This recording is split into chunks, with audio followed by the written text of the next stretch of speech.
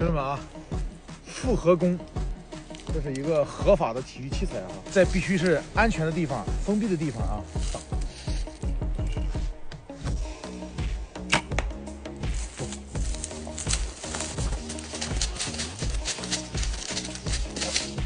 行不行？我就问你，来看穿透了吧？